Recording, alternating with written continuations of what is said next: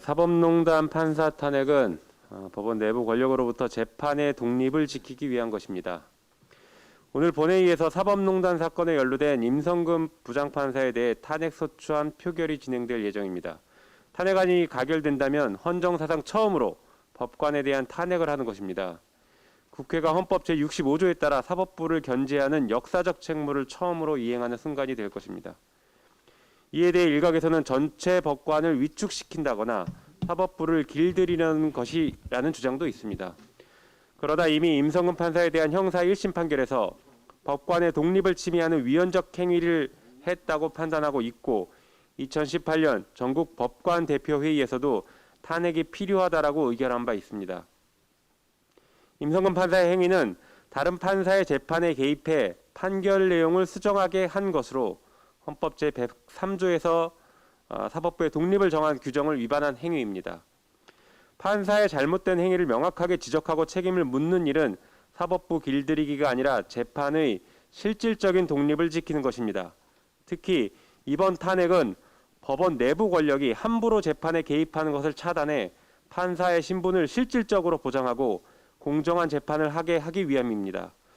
검사가 잘못한 사람을 기소하고 법원이 재판을 통해 처벌하는 것과 국회가 잘못한 판사를 탄핵하는 것은 다를 게 없는 일입니다.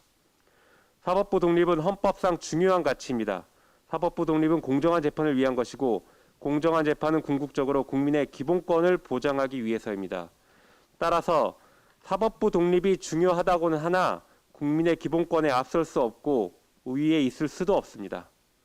국회가 임성근 판사에 대해 탄핵을 가결하지 않는다면 앞으로 재판을 받는 국민들은 담당 판사에게 억울함을 호소할 게 아니라 인사권자나 상급 판사들에게 뒷거래를 시도해야 한다는 절망감에 빠질 것입니다.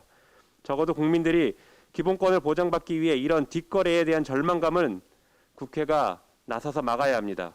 국민의힘 의원들도 사법농단 판사에 대한 역사적인 탄핵안 가결에 동참하기를 희망합니다.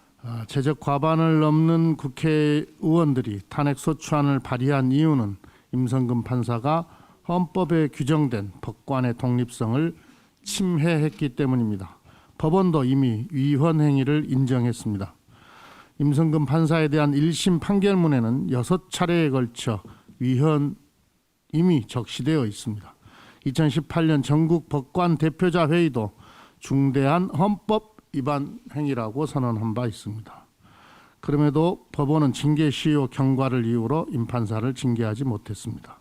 이에 국회가 헌법이 부여한 책임을 다하고자 하는 것입니다.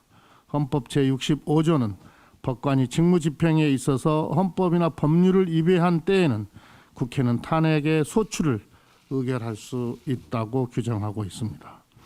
탄핵 제도의 목적과 기능은 공직자가 직무 수행에 있어서 헌법을 위반한 경우 그에 대한 법적 책임을 추궁함으로써 헌법의 규범력을 확보하고자 하는 것입니다.